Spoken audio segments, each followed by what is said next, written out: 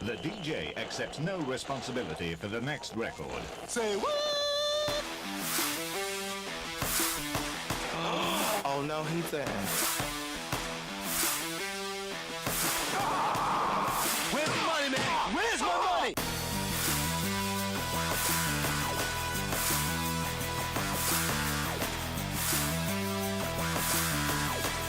It's time to man up, America.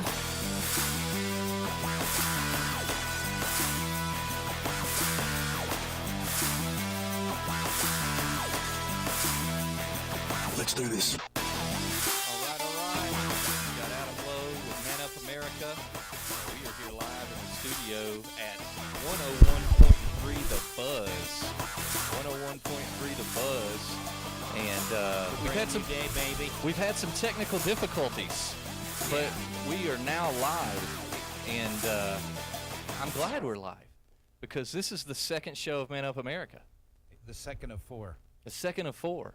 However many. However many shows it takes, I guess. Yeah, that's how it is. I'm trying to make sure Rob's levels are good. I don't know. Check I one can't sibilance. tell. I'm there somewhere. Where's Tom Hanks when you need him? I don't know. Is it any of these slideys? Oh, all those thingies right there? We're not supposed to touch those? We're not supposed to touch them? I don't know. Rob, I'm going to back us off a little bit. Just turn up your radio dial. That's what I'll say. Yeah, we're worth it. We're worth We're it. worth it. All right, listen. We had our first show of Man Up America. The video guy's giving us a thumbs up, so like, The video guy's like, you look great. man, this is awesome. We don't know if it's being recorded. We don't know if anyone can hear you on the air, but yes. You guys sound great. Love the tie. That's that kind of Yeah. thing. I've got in the studio with me today the shrink Rob Alderman's with us, and I am the good Dr. Whenever J. you say Adam. that, I feel like I should go. Well, if anybody That's for the could people in the video. The people you on should radio stroke can't your see it. glorious beard. I do that a lot. I caught myself doing that during show 3 of 4. Show 3 or 4, that's right. Well, listen, this is our second show. Show number 1 of 4. Second show, and we're live. It's going to be Yeah. a shorter show because we got a late start. But yesterday we aired our first show. You could listen to that on 101.3 The Buzz.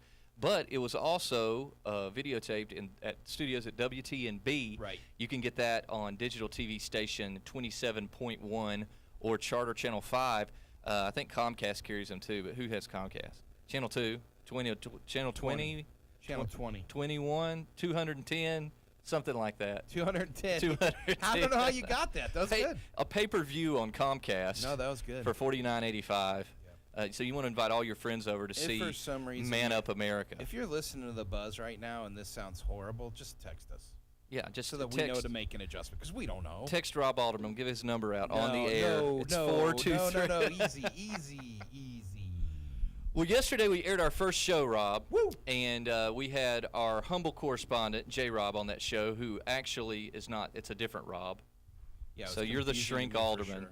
So there's too many Robs going around. But I was surprised, but she did good. She was I never met her before, but she did a good job. yeah, she does a great job. She's our humble correspondent. Yeah. She's going to be with us most of the time. But the Tuesday show, keep in mind that Man Up America will be on Tuesday, Wednesdays, and Thursdays. So the Tuesday show is always headlines, whether they're right in front of your face or more obscure headlines that you otherwise wouldn't know about unless we brought them to you. But the Wednesday show is when we man up. We man up on hump day. Right. It's So- a man up day. We're going to man up on some issues, one of which we addressed in yesterday's show. And I wanted to bring you on, Rob, because Yep. you are an expert in all things arbitrary. That may be true. That may be That true. may be the first true thing you've said. So just a reminder from yesterday's show, why Man Up America? We use man up in its colloquial sense. Man up is in to step up, to face, to confront. The idea is for us to pick topics and to give you the facts, the real truth. No PC filters, no... Right. We're not here to necessarily make you happy, which we couldn't do anyway. No, we just want you to Even be if informed. we were being super nice, we couldn't make you happy. And I'll say, Rob, that for me, for the good doctor here, Yeah. this is a challenge for me. Yeah. Because I'm a pretty opinionated person. No, and no. And that's going to come through on this show to some degree, but Yeah. I'm making a commitment to be but I'm an objective person too. I like to have all the information before I form that opinion. Sure, that's fair. So essentially what this show is me taking our listeners and our viewers through the process of how I come to conclusions. Yeah. In seeking out information and trying to learn and know the most I can Right. before not everything we confront in life we have to have an opinion on. No, I agree. But some things we do. And so Man Up America is going to man up on several of the issues, and some of those may be political. Everybody's concerned that this is a show about politics. No, nay. Nay. But Nay, politics, we're in the thick of political season. that's right. Politics We're is a trying part of to- life, and this yeah, is a show yeah, about we're life. trying to be current. Yeah, we always We're want to trying be current. yeah, we want to be current. Come on, dude. So speaking of current, without any further ado, I've got to mention, did you watch the vice presidential Yep. debate last night? Yep, did you? Was it because there was nothing else on? Yep. No, that's not true. I watch Longmire, so I can always watch something on the Netflix, but I chose to watch the debate because I feel like I have a front row seat to the most wacky political season that I can ever remember in my lifetime.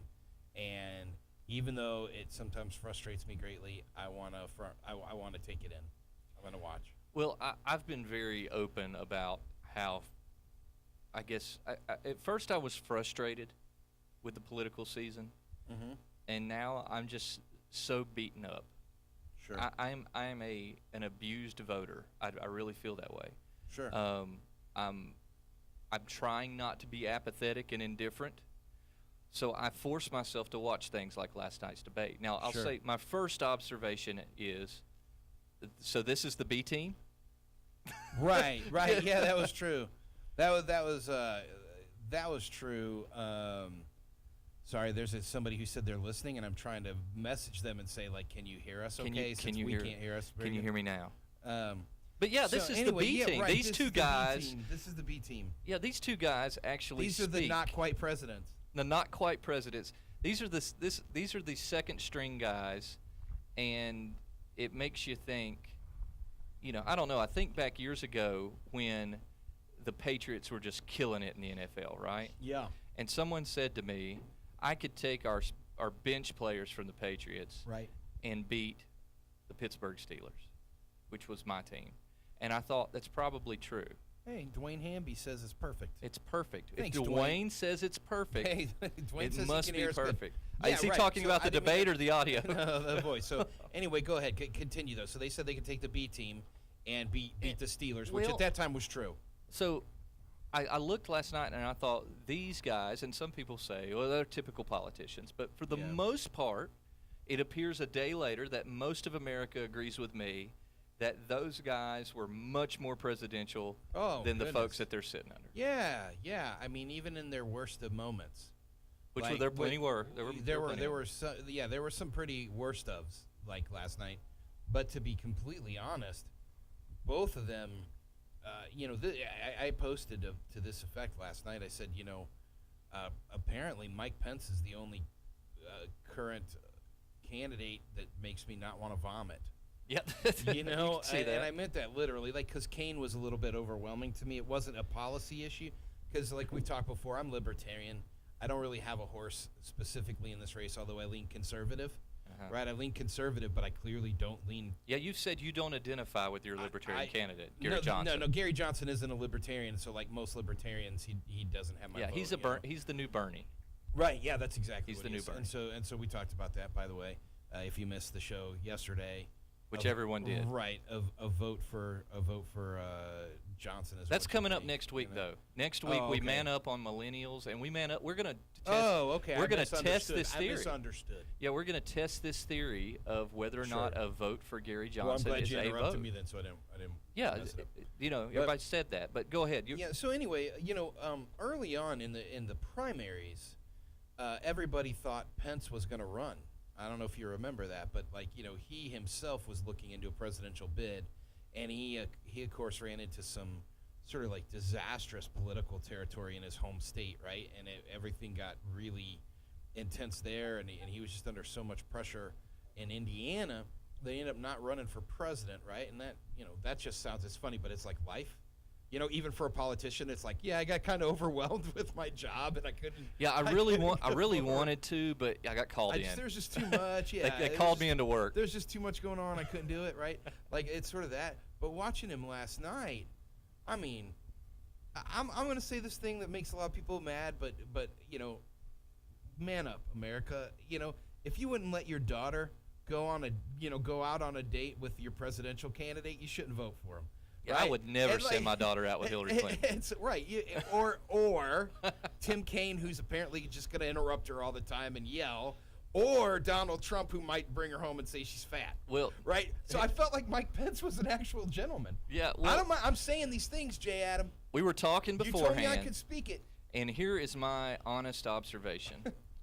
Tim Kaine looked as if they had him in a padded room bouncing around, and they said, Tim, it's now time. It And was they like- opened the door, and he ran on stage. He's the bull. He's in the bull cage, and they Yeah. just pull it out. He just comes out and and it just comes out. I mean, he nuts. was hot. He was obviously It's like agitated. my dog when I let him in from outside and he hasn't seen me all day. Uh-huh. It's like, please, just chill out for a second. To the contrary, Mike Pence, and they showed most of the debate in split screen. Yeah. So you saw them both at the same time with their reactions. Tim Kaine clearly agitated, clearly upset, had things on his mind, could only think about what he wanted to say next.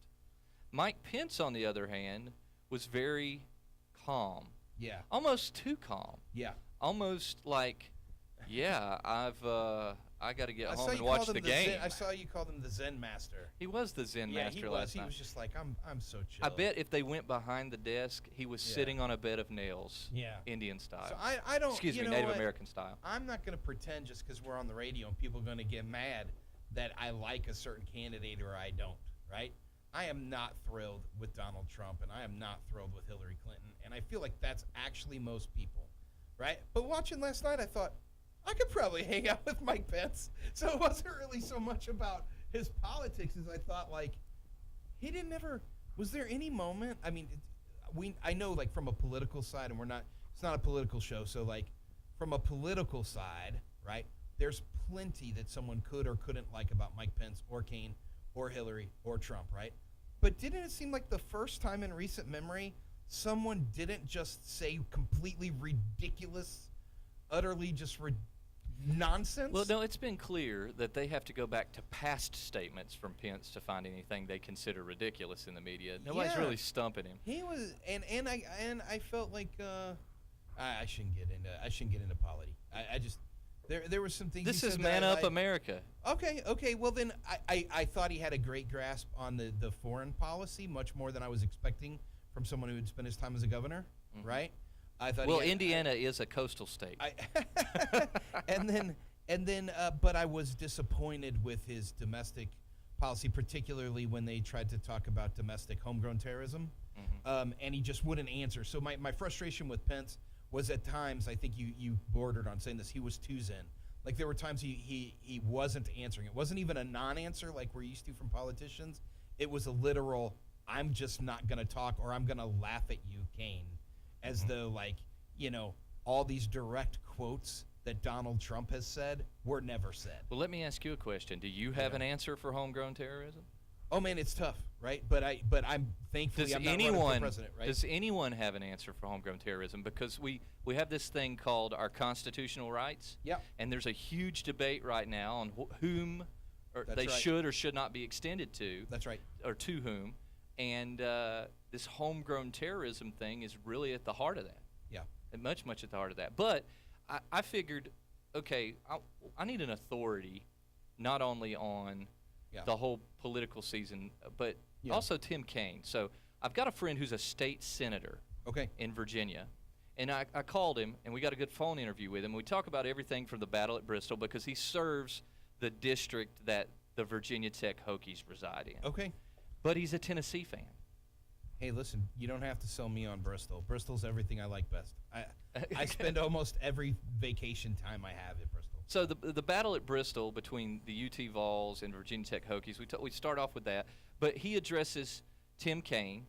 He also addresses where we're going next with this Man Up America today. We're going to talk about the Colin Kaepernick display of objection against the national anthem. We're going to talk about that in some detail. But he's got some insight both on Tim Kaine, Colin Kaepernick. This is State Senator Bill Carrico. Bill Carrico is a former state policeman in Virginia who was a Virginia delegate, has been in the legislature since 2002, I think, and is now a state senator. And I just wanted to get his thoughts on Tim Kaine, what's happening nationally, with patriotism, the state of the race in Virginia, which is a swing state. Yes. So we asked Bill Carrico to man up. United stance that everyone took there in the patriotic way that the program was put on. I think We jumped the gun. Let's back that up. Here we go. the last man standing. All right, on the line segment with Man Up America here, we have on the phone with us Virginia Senator Bill Carrico from the great town of Fries, Virginia. Senator Carrico, you actually cover Southwest Virginia, which includes Hokie country of Virginia Tech. What did you think about the battle at Bristol? I have both Hokie country and UT fans in my district because I go from Grayson County all the way down to the Kentucky line in Lee County, and I border Tennessee in a lot of my districts. So growing up being a Volunteer fan, I thought it was a great ball game, and I loved the united stance that everyone took there in the patriotic way that the program was put on. I think the Raceway did a great job getting people in and putting the patriotic overtone to the ball game, and then the result of the game was even that much better, being a UT fan. Says the UT fan serving the Hokie district. That's exactly right. I sat there with my Hokie constituents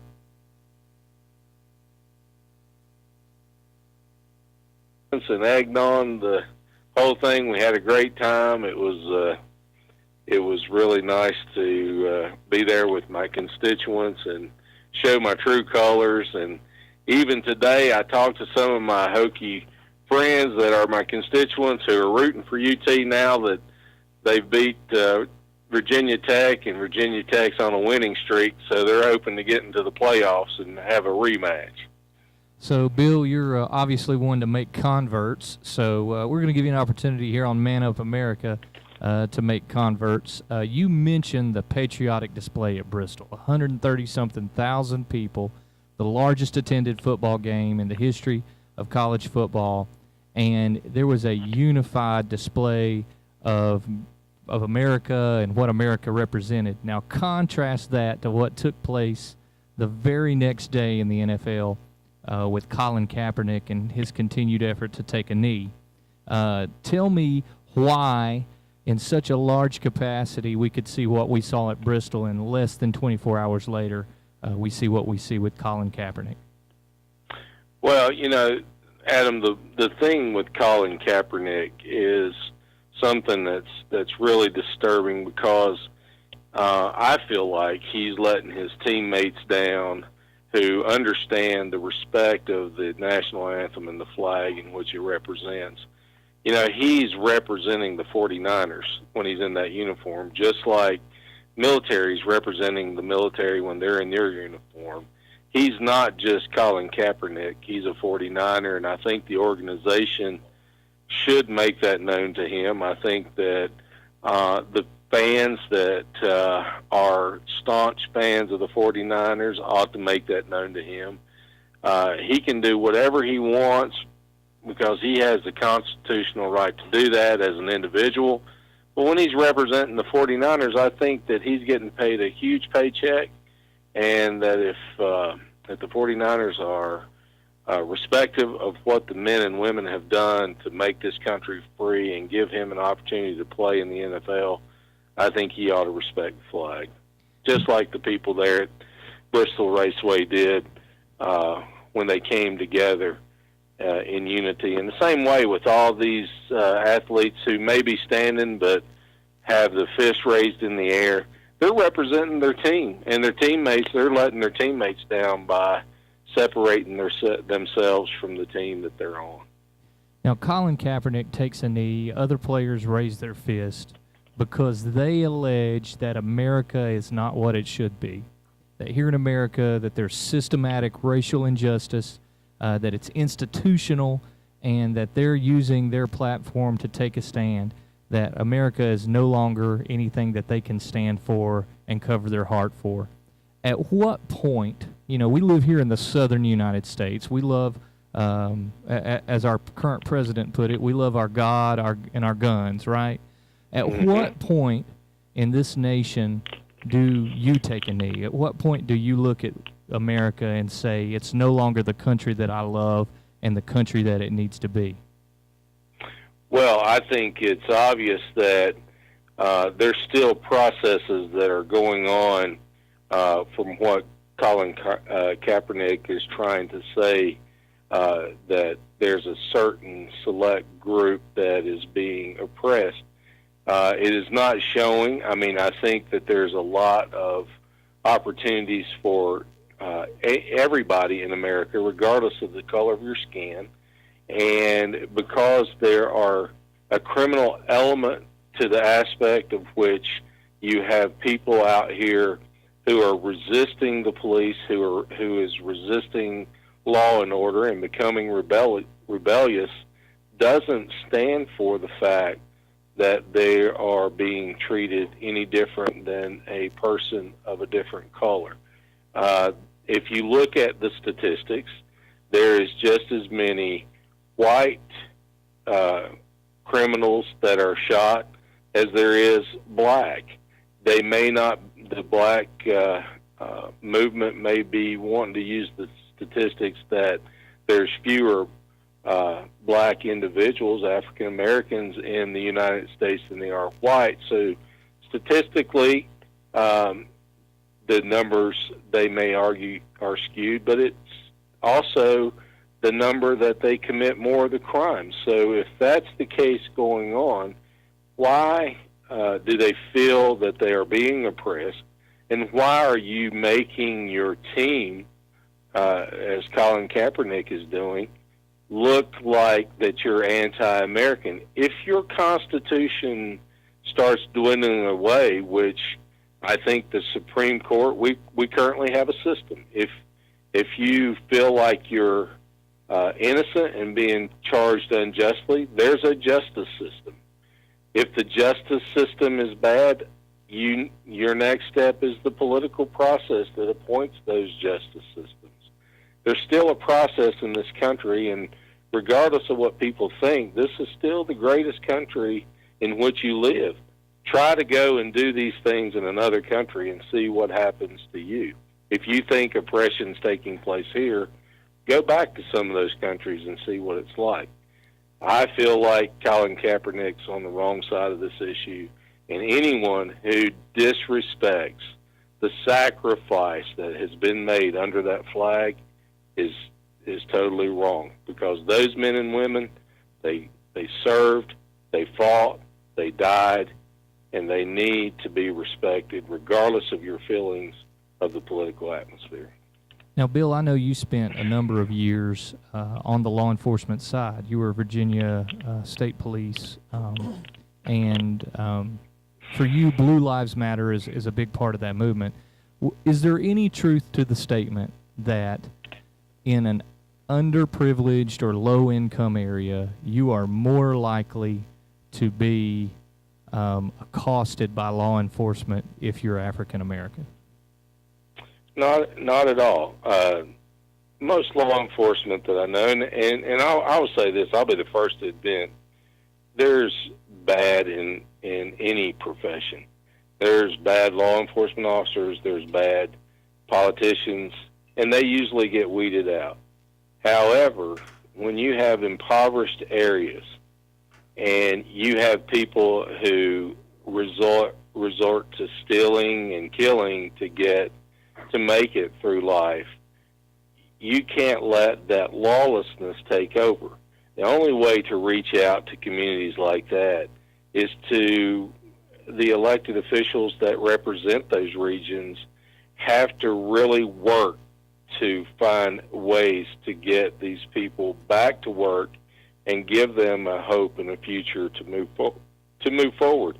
You know, the old saying that the devil's idle hands is the devil's workshop is true in those impoverished areas. Those idle hands find ways to do things that are illegal and destructive to the communities and shouldn't be that way.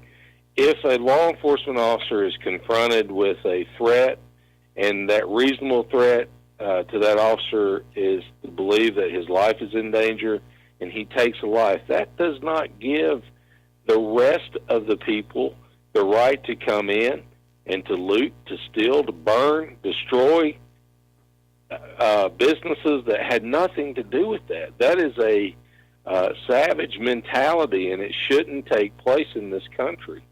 And it has got to stop.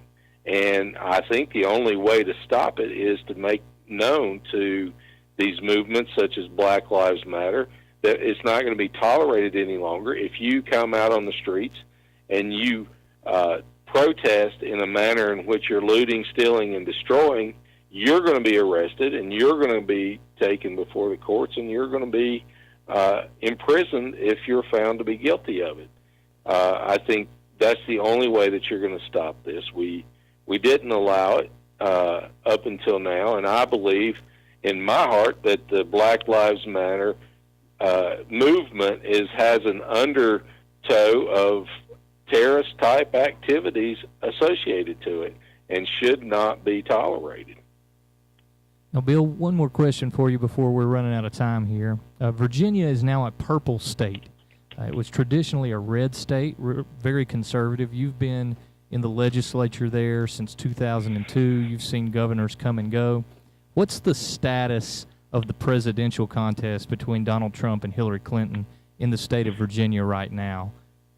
Well, a lot of polls and a lot of people in the media would like to make you think that Virginia is out of reach and that Virginia is going to go blue for Hillary Clinton. But I can tell you that they are very nervous because there is a group of electoral undertow of people that they have never dealt with, that they don't understand, that has never been a part of the process, that is coming out in the masses, and that is supporting Donald Trump. Virginia as a whole, if you look at the Virginia map, it is red all the way to Fairfax and to Hampton Roads. Those are the only two blue areas of Virginia and the city of Richmond that that has the population that has been coming out and is turning the state of Virginia purple. Hillary Clinton doesn't have the same appeal as President Obama had. Hillary Clinton is not going to turn out the young voter like President Obama did. She's not going to turn out the minority voter as President Obama did. I feel that that Donald Trump will win Virginia. They are not as excited about the fact that the pick for vice president is Tim Kaine. They haven't forgotten he left Virginia with a $1.5 billion budget shortfall. They haven't forgot that he closed all the rest areas. They haven't forgot that he stripped the state police chaplaincy program from being able to stand and pray as they felt the dictates of their religious beliefs. They haven't forgotten these things. And we're reminding people all the time of what kind of governor he was, and people haven't forgotten that. And I think Virginia will go red. Senator Carrick. So that was the interview with Bill Carrico, who is the state senator in Southwest Virginia. And Bill obviously had a whole lot to say. Did you do whatever you needed to do, switching that thing over? Yeah. Yeah, I can't hear us at all anymore. You can't hear us at all. Well, what happened to your headphones? Well, when you switched it over to the interview, it went away. Huh. We got to get That's Rob's weird. headphones back on. That's How about okay. that? Is that good? No, it's fine. I'll keep going without them. It doesn't. You it, keep I going don't without have to 'em. have them. Let's At see. some point, you did something with the phone. Oh, I didn't mean to do that. We're still dealing with technical issues. Yeah, no, I don't know. Let's just keep going. Nothing there, huh? No, nothing. That's All all right. good. We'll have it next time. Trying our best here. Yeah, no. I just want to make sure we're on the air. Yeah, I think we're on the air. Yeah, okay, I think good. we're on the air. I think All right. we're getting plenty of metering. Let's see how's that. Oh, gosh. He's wide open. All right, so found it. We're back. We're back. All right, the wonderful technical issues in Radio Land. All right, so Senator Bill Carrico obviously had a lot of very clear ideas about what Yeah. Colin Kaepernick represents and his feelings there. and- Not at all unsure of what he thinks might be true. Yeah, that's true. Okay. But here's some things. And I that- know he's a friend of yours. Here's some things And is he's a friend. good dude. I've met him. He's a good great guy. But here's some things that he said. Number one, he mentioned that about, we saw the vice presidential debate last night, and it's funny because I interviewed him last week before the vice presidential debate. Right, yeah. And some of the things he said bubbled up last night in the vice presidential debate. Yeah. One of which being Tim Kaine's huge budget deficit he left Virginia. That's right. Which was contrasted to Mike Pence's healthy Indiana, at least that's how it's been. Yeah, fiscally, yeah. Yeah, physically. The second thing was community policing. Do we remember that popping up in the debate last Yes. night? And this goes straight to the heart of, what does it really take to address communities feeling safe? Now, I want to bring your attention to something. We heard a lot of what he said about Colin Kaepernick and Black Lives Matter. And we're not going to get too much into Black Lives Matters today because Yeah. I have someone who works in the Black Lives Matters movement in Atlanta, Georgia. Okay. A church pastor that we have an interview coming up with in 2 weeks. So we're dedicating a full episode of Man Up America to Black Lives Matter. It's a prevailing headline, and it's behind a lot of what we're seeing with the Kaepernick issue. But let's just look at not the political side of what Colin Kaepernick has done in the NFL, but let me read you this article about his stance. If you're not familiar with Colin Kaepernick, he is the backup quarterback for the San Francisco 49ers. Yeah. He began to sit out, whether to kneel or actually sit out of the national anthem in protest to what he perceives as racial injustice nationwide. Systematic, Right. institutional racial injustice. Yeah. I think it's the 4-term moniker they're using. Yeah. And now other players have followed suit, not just within the NFL, but they've fallen, suit down as locally as high schools and even elementary schools. Right, So yeah. here's an article on Yahoo Sports. The latest of the Colin Kaepernick effect was felt across the football landscape this weekend, beginning with high school football games to members of the East Carolina marching band refusing to play the national anthem. The Kaepernick effect is far-reaching in exposing layers to our national season of discontent and discourse. It is also having an effect on the perennial ratings of the National Football League. Hashtag boycott NFL is working, and media watchers, ad people, and folks at Forbes are beginning to talk about the trend that will not change. The NFL's had the lowest ratings in recent weeks in their history. Yeah. Now, this is the largest watched American sport, one of the big three, Yeah. baseball, football, basketball, and lowest ratings in history. And Forbes is tying this to the hashtag movement, boycott the NFL, over the Colin Kaepernick and other player displays. So here's my question. And that is what Colin Kaepernick and other players are doing effective? Is it working? Now, you say, well, that's a loaded question. There's probably several ways it could work. Way number one being that it's bringing attention to systematic, institutional racial injustice. But how long before the money starts to talk again? Sure, of course. Because we're going to man up, right? The Yeah, let's man NFL up. is a pay-to-play environment. Your celebrity is as big as your jersey sales and your Yeah. performance on the field. Now, you don't have any performance on the field, Colin, because you're on the bench, because you lost your starting job to a white guy named Blaine, which kind of feeds into the debate, okay? Sure. So jersey sales are up, but we've discovered that's so people can stand on them and burn them. Right.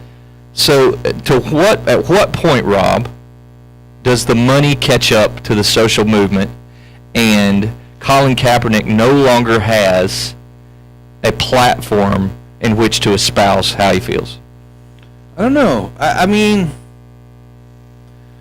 when you ask how is something like this going to kind of play out in the end, it's really, really tough to know because you see right now the NFL is taking a hit kind of on both sides. We've seen this in so many different ways politically when something like this plays out, but now it's interesting to see it in the sports world, right? You got people who are banning or boycotting the NFL because I'm not going to watch as long as they let some guy like that sit and disrespect the flag, and so they're not watching. Then you got the other guys that, like, I'm going to boycott the NFL because they're benching my dude for just saying how he feels, right? So you have both sides. Well, I wouldn't say he's You know. benched because he how he feels. He didn't really start talking about how he felt until he got benched, which makes me suspect of his honorable intentions. But that's me. But I think most reasonable people look at Colin and they say, it's America. Yeah. Freedom of speech, you have the right to do what you want to do, but also have the right not to like it. Yep. It's But really freaking me out. aside from how any of us feel about it, Yeah. at what point does he shoot himself in the foot in not having a platform to espouse that anymore? Because the money, which the NFL is a business, it is an entertainment business. The money let's shuts him down. You know, we talk about our pragmatism all the time. Let's be honest. Like, numbers may be down, but it's not like business is bad. So it's going to be a while, in my opinion. You're asking me how long. I think NFL's going to. I'll tell you what. It's kind of like all the people that we see their vacation photos this year who were boycotting Disney 3 years ago, right? Or people that said they'd never eat Chick-fil-A again for some other. You know what I'm saying? Like, Yeah, they're back. You know, they're all back. Like, you're eating your Chick-fil-A, right? You dudes are eating your Chick-fil-A. You other dudes are going to Disney, right? Like I think the people give out way before the institution gives out, and that's just my opinion. Now, here is the prevailing question I have, not for Colin Kaepernick, not for the NFL, but the question I have for Joe the plumber on the Right. street, people like me and you, Rob. Yep. Right here in this community, the good doctor has one question, and I asked Senator Carrico that question. Colin Kaepernick takes a knee because he says he can no longer pledge allegiance, he can no longer stand for a country he feels is not performing up to its reputation. At what point do you, Rob, at what point do you take a knee in this country? What has to change? What has to happen in this country to where you say, I no longer can stand for that flag because it no longer represents the country I love? Sure. That's such a good question. It's a deep question. I don't. You're but not that's- giving a deep question, so I'm taking off guard. Okay.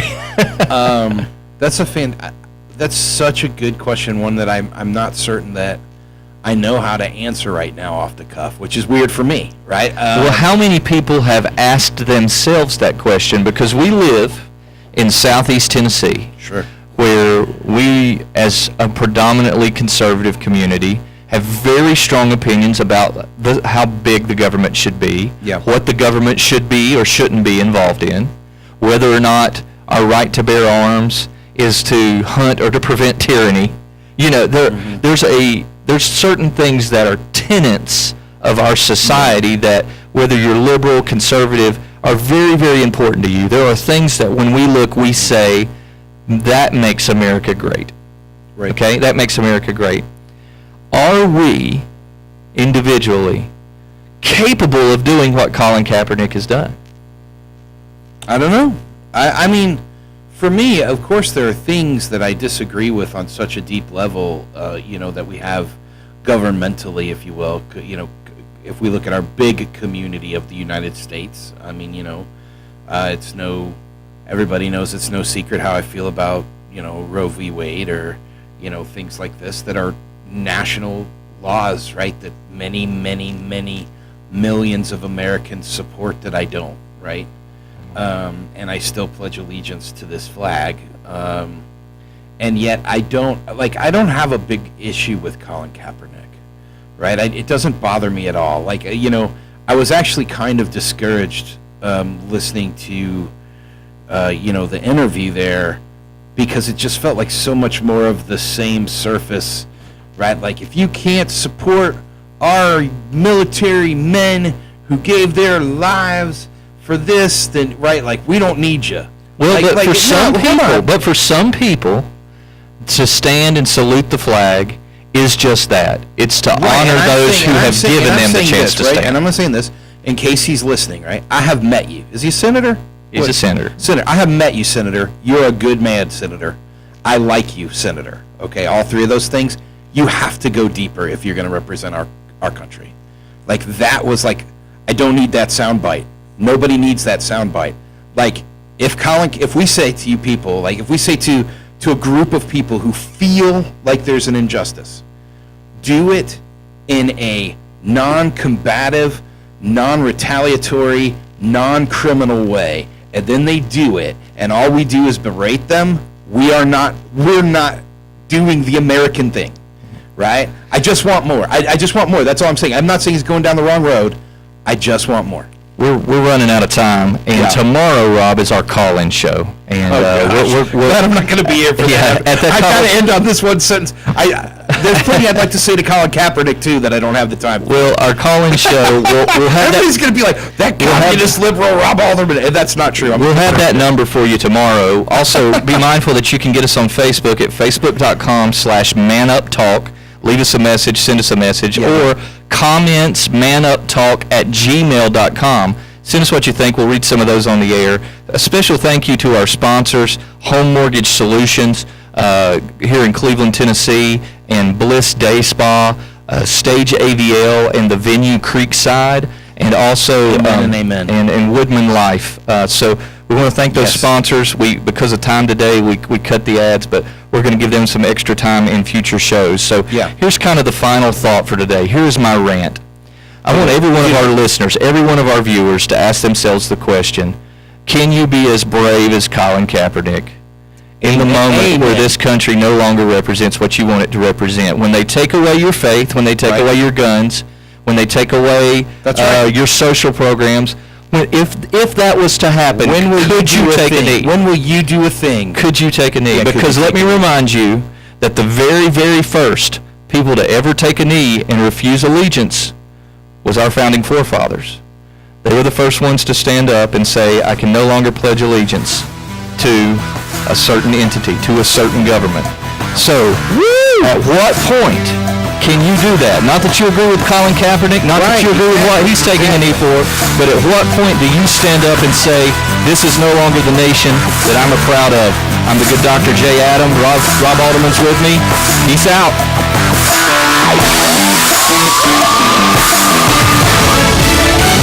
Fox News Radio, I'm Lisa Brady. Schools are closing, evacuations beginning from parts of Florida to the Carolinas ahead of Hurricane Matthew. Florida Governor